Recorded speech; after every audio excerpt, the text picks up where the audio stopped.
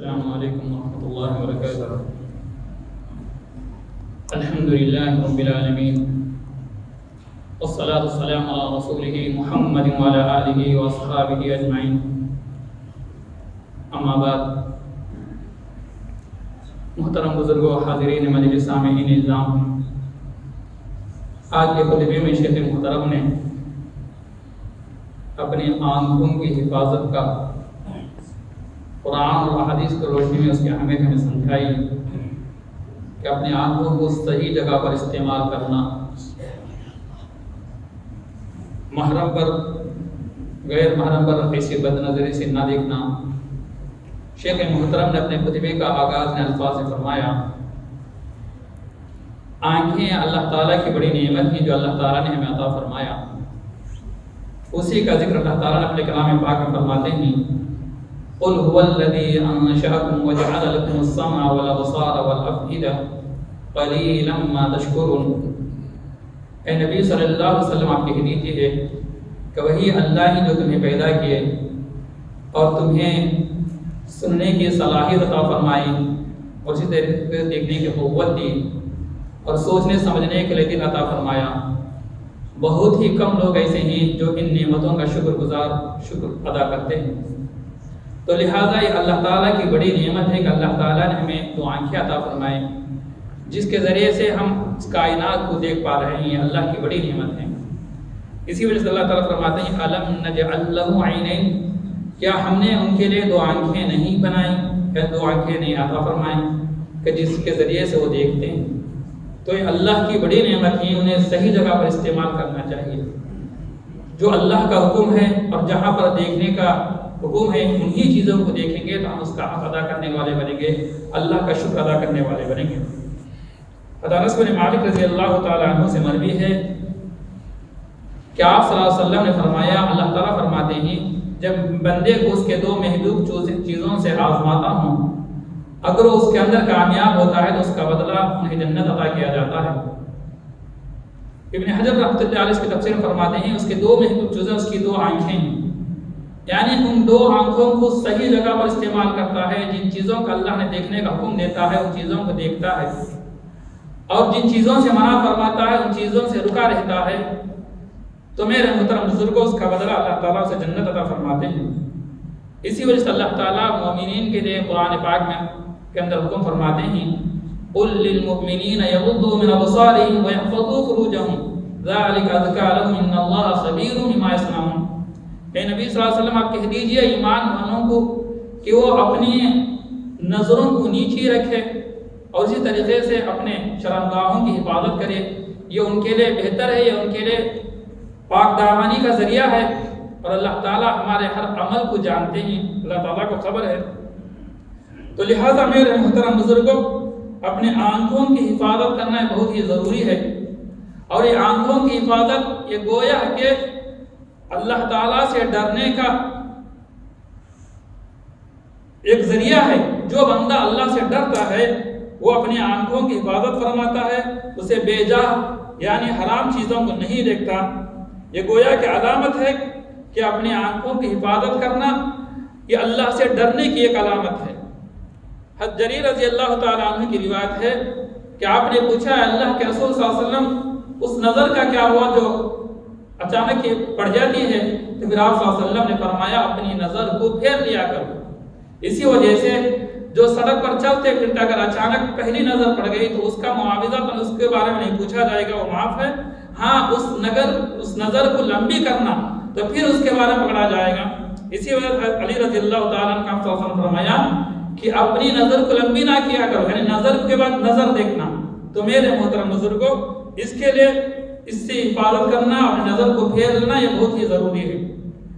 اور اسی وجہ سے جو بندہ اپنی نظروں کی حفاظت نہیں کرتا، اپنی آنکھوں کی حفاظت نہیں کرتا، وہ بے جا استعمال کرتا ہے، تو میرے محترم بزرگ اس کے ذریعے سے اللہ تعالیٰ نے اس کے مقدر میں جو اس کے دل کے اندر جو نور پیدا فرماتے تھے اس نور سے وہ محروم ہو جاتا ہے۔ یعنی آنکھوں کی حفاظت کرنا، اپنی نظروں کی حفاظت کرنا، بے جا اسے نہ دیکھنا، میرے محترم بزرگ اس کی وجہ سے اللہ تعالیٰ بندے کے دل کے اندر نور کو پیدا فرماتے ہیں۔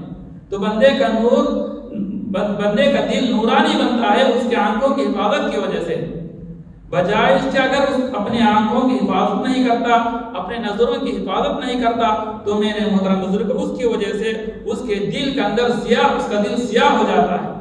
تو لہذا اپنے آنکھوں کی حفاظت کرنا یہ بہت ہی ضروری ہے۔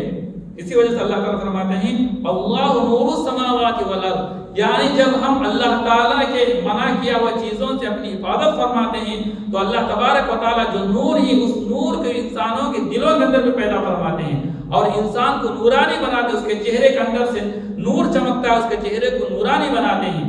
جو بندہ اپنے آنکھوں کی حفاظت نہیں کرتا، اللہ تعالیٰ کے حرام کیا چیزوں کی حفاظت نہیں کرتا، اللہ تعالیٰ کے حرام کیا چیزوں کو کرنے والا بنتا ہے تو میرے محترم بزرگوں اس کا دل بھی نور سے محروم ہو جاتا ہے اور اس کا جو چہرے کا نور ہے وہ بھی ختم ہو جاتا ہے۔ اسی وجہ سے ہمیں حلال حرام کھانے سے اپنے آپ کی حفاظت کرنا اور اسی طریقے سے اپنے نظروں کی حفاظت کرنا، تو میرے محترم بزرگوں اس کے ذریعے سے بندے کے اندر اس کے چہرے کے اندر بھی نور پیدا ہوتا ہے۔ ایک صحابی نے ایک شخص نے آپ صلی اللہ علیہ وسلم سے زنا کی اجازت مانگنی چاہی تو آپ صلی اللہ علیہ وسلم نے اس سے کہا کیا تو اس بات کو پسند کرتا ہے کہ تو اپنی ماں کے ساتھ زنا کرے؟ تو انہوں نے کہا نہیں، میں اس بات کو تو پسند نہیں کرتا، تو وہ بھی کسی کی ماں ہوگی۔ پھر آپ صلی اللہ علیہ وسلم نے پوچھا، اس سے سوال کیا کیا تو اس بات کو پسند کرتا ہے کہ تو اپنی بیٹی کے ساتھ زنا کرے؟ تو اس نے کہا میں اس بات کو پسند نہیں فرماتا۔ پھر آپ صلی اللہ علیہ وسلم نے فرمایا تو وہ بھی کسی کی بیٹی ہوگی۔ پھر آپ صلی اللہ علیہ وسلم نے اس سے پوچھا کیا تو اس بات کو پسند کرتا ہے کہ اپنی بہن کے ساتھ زنا کرے؟ تو وہ صحابی کہنے لگے نہیں، میں اپنی بہن کے ساتھ بھی زنا کرنا پسند نہیں کرتا۔ تو پھر آپ صلی اللہ علیہ وسلم نے فرمایا وہ بھی کسی کی بہن ہوگی۔ تو پھر آپ صلی اللہ علیہ وسلم سے پوچھا کیا تو اپنے چچی کے ساتھ زنا کرنا پسند کرتا ہے؟ تو اس نے کہا نہیں، تو وہ بھی کسی کی چچی ہوگی۔ کیا تو اپنے خالہ کے ساتھ زنا کرنا پسند فرماتا ہے؟ یعنی جس طریقے سے تو اپنے گھر والوں کے ساتھ، اپنے اہل و عیال کے ساتھ، اپنے رشتہ داروں کے ساتھ اس بات کو پسند نہیں فرماتا، تو وہ بھی کسی کے رشتہ دار ہوں گے تو پھر ان کے ساتھ وہ کیسے زنا کر سکتا ہے؟ تو آپ صلی اللہ علیہ وسلم نے اس کے زبان سے اس بات کو کہلوانا چاہتے تھے، اس کو ڈانٹا نہیں، اس پر کچھ زور نہیں لگا، بلکہ اسی کے زبان سے اس بات کو نکلوایا اور اس کے لیے اللہ کے رسول صلی اللہ علیہ وسلم نے دعا کی کہ اللہ تبارک و تعالیٰ تیرے اس گناہ کو معاف فرمائے اور تیرے لیے تیری شرمگاہ کی حفاظت فرمائے اور تجھے پاک دامن بنائے۔ تو لہٰذا میرے محترم بزرگوں ہمیں اپنے آنکھوں کی حفاظت کرنا یہ بہت ہی ضروری ہے۔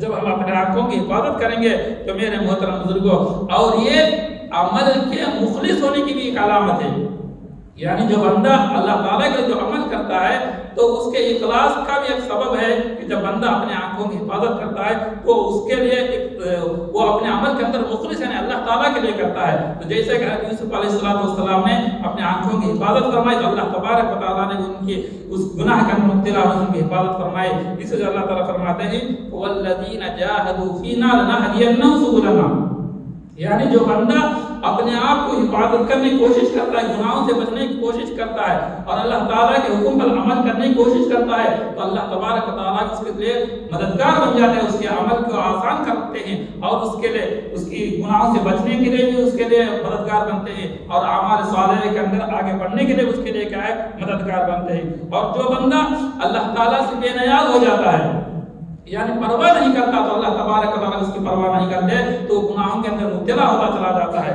تو لہٰذا میرے محترم بزرگوں، جب بندہ اپنی آنکھوں کی حفاظت کرتا نہیں، جب وہ نامحرم چیزوں کو دیکھتا ہے یا حرام کردہ چیزوں کو دیکھتا ہے تو پھر اس کے لیے وہ ایک عادت بن جاتی ہے، تو وہ کرتے کرتے وہ یہ سمجھنے لگتا ہے کہ وہ چیزیں اس کے لیے جائز ہو گئی ہیں، یعنی وہ یہ بھی نہیں سمجھتا کہ جو میں کر رہا ہوں وہ گناہ ہے۔ تو لہٰذا میرے محترم بزرگوں، مجھے اور آپ کو اپنے آنکھوں کی حفاظت کرنا اور اسے صحیح جگہ پر استعمال کرنا اور اللہ تعالیٰ کا اس نعمت پر شکر ادا کرنا یہ بہت ہی ضروری ہے۔ اللہ تعالیٰ سے دعا فرمائے کہ اللہ تبارک و تعالیٰ ہمیں اپنی آنکھوں کی حفاظت کرنے کی توفیق عطا فرمائے، حرام کردہ چیزوں کو اسے دیکھنے سے ہم اللہ تعالیٰ ہماری حفاظت فرمائے، اللہ تبارک و تعالیٰ ہم تمام کو پاک دامن بنائے، اللہ تعالیٰ ہمیں گناہ سے بچنے کی توفیق عطا فرمائے، نیک اعمال کی توفیق عطا فرمائے۔ وآخر دعوانا الحمدللہ۔